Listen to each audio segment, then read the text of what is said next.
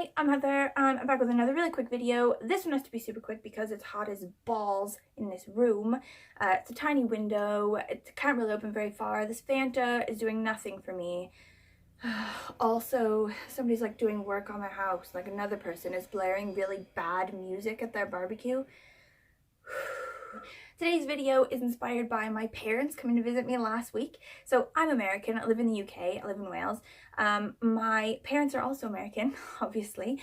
And when they come to visit me, I absolutely love it. Like, they're the only people who understand me, the only people that like eat what I like and do what I like. However, there's no avoiding that when we travel together in our American group down tiny European streets, just in all of our enormous Americanness, it is A, hilarious, and B, less than hilarious. I've been an expat for 10 years now, but every day is still like a bit of a struggle. Like, everything that anyone says needs to be Googled later because I didn't really get it. Everything that I say to someone else, like, I can tell from their face, they sort of got it, but also they sort of didn't get it. And every single day is way more awkward than it probably ever would have been if I was just living in the country that I should be living in, that I have been conditioned to live in. And when I first moved to the UK, I was really interested in like books about living in another country or living in the UK, and I always am still. Like, I'm always looking for books like that because I'll never get over it. And over the course of this, I've collected quite a few that I really like. So I was thinking, for anyone who is thinking about being an expat, living in another country, or even just sort of living somewhere outside of their home country for longer than the amount of a vacation, you know, maybe a year or something. You may also be doing this. You may also be looking for books about expats that are really good. So I thought, as a sort of amateur expert, I would do a video about my 3 favorite books about expats. Right, so I read all 3 of these books in their actual physical form. But if anyone has seen my bookshelves, I think I did it on one of the videos for Reading Rush this year. I'll link it down the bottom so you can see how many books I do not have. Like, and in those shelves in my living room, the majority of them are my husband's books. Like, I don't really keep that many books, which is weird for a bookworm, I know. But I'm also weirdly Marie Kondo-y about my life. Like, I don't want loads of stuff in my house that is not ultimately essential. So even though I had these books at one point in my physical possession, I no longer have them. The first one is The Dupe Avocado by Elaine Dundee. The second one is The Age of Light by Whitney Scherer. And the last one is The Paris Wife by Paula McLean. Okay, so the first one is The Dupe Avocado by Elaine Dundee. This one is hilarious. I love it so much. It's like a cult classic. It was written in 1958, which you'd think wouldn't be like this. Like, it's crazy. She sleeps with loads of people. She dresses crazy. She's got crazy hair. She does crazy stuff. For 1958, that must have been absolutely crazy. But basically, she's American. Her uncle gives her all this money to go and live in Europe just because she can. And the stipulation is that she does whatever she wants. She lives as much as she possibly can. And then she comes home and she tells him about it. Like, those are the only strings attached. Her name is Sally J. Gorse. And she moves to Paris to be an actress and to just live her life in a crazy way and have like crazy adventures. She has bright pink hair, she dresses crazy, she goes to loads of cocktail parties with crazy people she doesn't know, she's always sleeping with these crazy men, she like obsessively falls in and out of love with multiple people, like just being obsessed with them instead of properly being in love with them. She's like losing everything. She loses money, she loses jewelry, she loses her passport, and just generally makes a mess of her entire life, and it's amazing.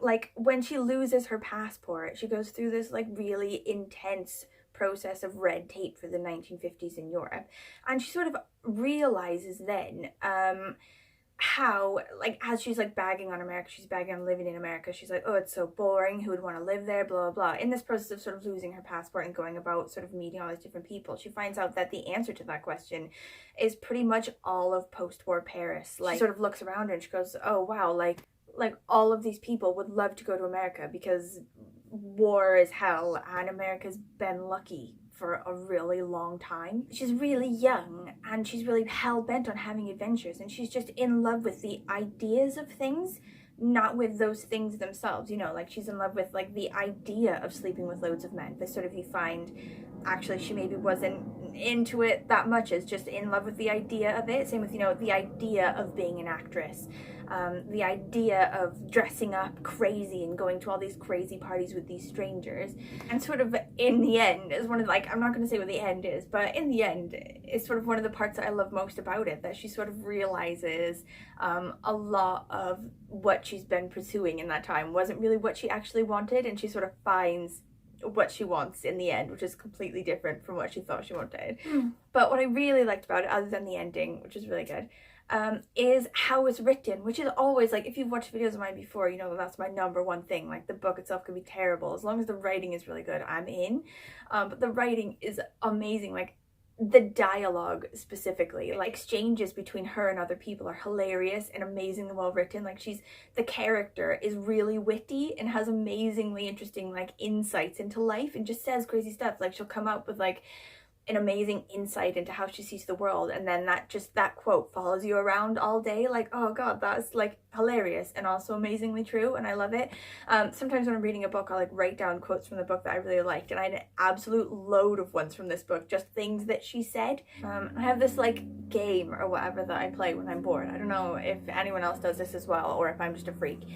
But like, I'll be in work or something and I'll try to think of a book character that's most like the people in the office or whatever, and then like in my mind, as soon as I've nailed it, as soon as I've got a really good match, the person becomes that character forever. Like, I cannot see them in any way other than as that character. Like, somebody will say something, I'd be like, that's just what Mrs. Weasley would say, you know. Like, I can't like separate them from who I've like made them into. But there was this girl in work where I worked before who was exactly like Sally J. Gorse, and also her life like sort of took the same turn into like the ending part of it as well.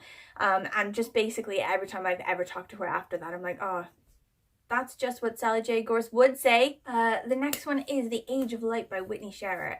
This one was actually, I think, came out this year. Like, I read it this year, and I think it actually was published 2019. It came out this year. It's about Lee Miller, sort of famous-ish photographer from the 20s, and her work with Man Ray, another really famous photographer from that time.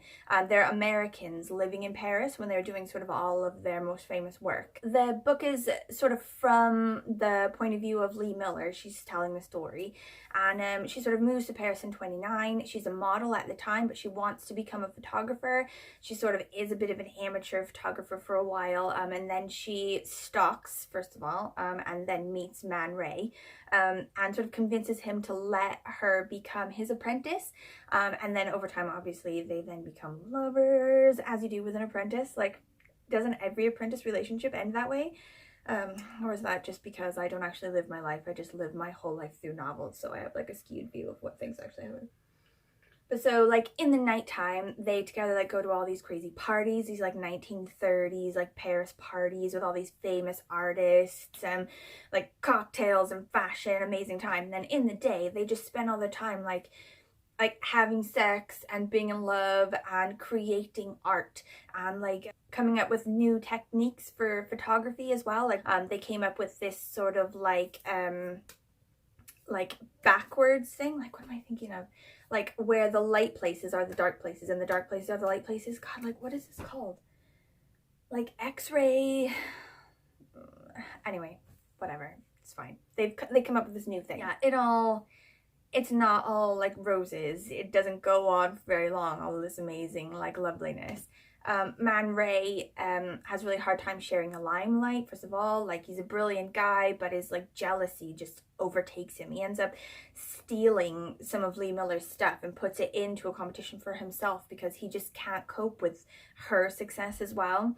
Also, Lee Miller sort of like does a lot of sort of self-sabotage or sort of like relationship sabotage, just naturally, based on probably like really bad relationship with her father. It is sort of unclear how her relationship with her father is, but it's clearly like not healthy. It's sort of a bit of an abusive relationship. Anyway, the book itself sort of bounces between timelines. So it'll be like this time in like the 20s and 30s with Man Ray and Lee Miller sort of together and making art and being in love. Then it'll sort of bounce to Lee Miller when she's really old and fat and like working for Vogue and like putting in articles and things and living in the UK and like making food. And then sort of to another time when she was working in the war in the 40s as sort of an official war photographer and taking photos, sort of documenting concentration camps and things like this. She sort of goes quickly into a really dark place working for the war. Obviously carries around like quite a lot of PTSD issues afterward. And she sort of like spirals really quickly and seems to lose quite a lot of her humanity, quite a lot of her empathy. Anyway, the things I liked best about this book is the writing, again, but it's sort of more specifically the words the author uses to talk about art. Like loads of times when people talk about art, they're trying to talk about art in the way that someone would if they were good about talking about art, but they end up just coming across really pretentious and weird, like they're trying too hard to talk about art. Whereas the author here, she speaks about it in a really beautiful, really insightful way about the art that they make together and why they do that, and setting up the scenes for how the art happens, and then talking about the art afterward. And it doesn't feel forced, it feels really beautiful. And another thing that I really liked about this book, like if you've seen other videos that I've done, one of my favorite reasons for reading something is it makes me Google loads of other things. So it's not just so much what I've learned and gotten from the book itself, but what it's made me learn through Googling things. And there's absolutely loads of stuff that I didn't know about that made me Google. Like I knew that Man Ray was a photographer in the 30s. I knew that he was really famous, but I didn't really know anything about Lee Miller. Didn't know about their relationship. I didn't specifically know what art they made together. So when I Googled it, I sort of went down like the Wikipedia rabbit hole of like Man Ray and Lee Miller and like all of their acquaintances as well, like the artists that they mentioned them going to parties with, I hadn't really heard a lot about, so I like Googled their stuff as well. Brilliant. Okay, the third one is The Paris Wife by Paula McLean. This one was published in 2011, I think. It was one of sort of the first years that I was living in Wales as an expat. So it's about Hadley Richardson, which she was the first wife of Ernest Hemingway. He had 4, I think. So she was just number 1. They got married when they were really young. They were like in their 20s, and they moved to Paris together in the 20s, and they moved in all of these sort of famous literary and artistic circles in the 20s in Paris. So, you know, Ezra Pound, the Fitzgeralds, James Joyce, and it covers the period where Ernest Hemingway was writing The Sun Also Rises, which is also another amazing book about American expats in Europe, but it's really intense. It's not one of my absolute favorites, like particularly because I really hate bullfighting, and I like had a really hard time like reading the passage of the bullfighting. But his work is obviously iconic and amazing, and I love his writing style. It's just like completely to the point. It paints hugely like beautiful and detailed pictures with as few words as possible, and I love that. So give that one a go if you want to as well. But this book, The Paris Wife, sort of talks quite a lot about sort of Hadley's and Ernest Hemingway's relationship and their romance and everything, and how it has sort of hugely immense highs and also really low lows, because obviously Ernest Hemingway was like a sort of tortured genius, you know, like he was carrying around quite a lot of PTSD from like being a medic in the war. He was like depressed quite a lot of the time. It sort of sabotaged their relationship. It was really hard for Hadley Richardson to sort of continue being his wife.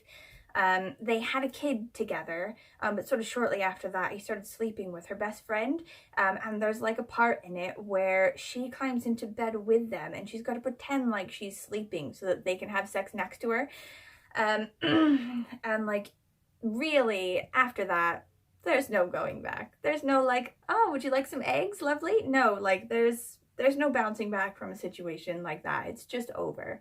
But like you can tell from like how the author writes it that Hadley Richardson still really loves Ernest Hemingway. She She's always loved him, and despite all of his flaws and everything, she loves him still, even though they get divorced and she remarries, and then she's with that guy until she dies, like in her 80s. But also, like, after she extricates herself from Ernest Hemingway, he continues to have like a chaotic life. He like marries all these other people and moves to all these other places and then kills himself. Whereas Hadley Richardson just marries the one guy, lives with her kid, like her son by Ernest Hemingway. She lives with him and the new husband like happily until she dies in her 80s, which is really lovely. But she continues to love Ernest Hemingway that whole time, just sort of like a deep love, like a brother or like a really good friend, you know. And she speaks to him really soon before he kills himself as well. Like, he phones her and he talks to her, and he continues to love her as well. And in A Movable Feast, his like autobiography, he talks about how he wishes that he had died before everything went down and it went bad with Hadley Richardson. He sort of wishes that his life had ended on that high with her before he sort of screwed it up. And he dedicated his A Sun Also Rises to her and their son together. So he obviously really loved that life and loved them, but sort of the torture within and the chaos within, it just sort of sabotaged it all. Things I really liked about this book, again, the writing, so beautiful. Like, she really captures 1920s Paris, you know, like the decadence and the chaos and like the poverty. Like, also the way she makes you feel like Ernest Hemingway isn't an asshole, you know? Like, everyone knows that Ernest Hemingway was a bit of an asshole, you know, and nobody really, like, when they think of him, they think beautiful, amazing art, bit of a jerk, you know. But the way she writes about him, you can tell that she really loves him as well as an author and also as a person. Like, she sort of makes it so that you feel love for him as well. You feel less like he's just sort of a jerk, and you sort of feel how he's tortured. And you fall in love with him as well, sort of despite his flaws, and you can sort of see why it is that Hadley Richardson loved him so much and continued to love him even into her 80s. I think what I disliked about it is some of it was, again, sort of implausible. Like the part where she's sort of silently pretending to sleep next to her husband and her best friend doing it in the bed next to her. Like, really? And that happens sort of several times. Like, something will happen, you'll be like, Hadley, really? But other than that, I think that's my like only main criticism of it. I think some parts of it as well sort of went on a bit long. Like, some parts were like just gold, like really amazing. You read through it really fast, and you'd hit a point where it would take a bit longer and it sort of dragged on for a bit, but then it'd be followed by another really amazing part that went really fast. But other than that, no real criticisms of it. I really liked it. Okay, so obviously my time is up with this particular video. Anne has decided it. Right. So, if you like this video, if you please like and subscribe to my channel. If you have anything to say about these books, you know, if you've read them or if you want to read them, or if you've read similar books, you have something to say, or maybe if you want to read them, let me know down in the comments. Or if maybe you are also an expat somewhere and you have other books to add to the list, other suggestions for me to read, because I absolutely love to read books about expats, sort of anyone from anywhere living somewhere else, really. It doesn't have to be Americans in Europe. Please let me know, because I love a book recommendation, especially about this sort of thing. I love when people in books have a really awkward time because they live in another country. It makes me feel less like everything I do is just touched with awkwardness, like a sort of awkward Midas. So thank you for watching our video. Okay, bye.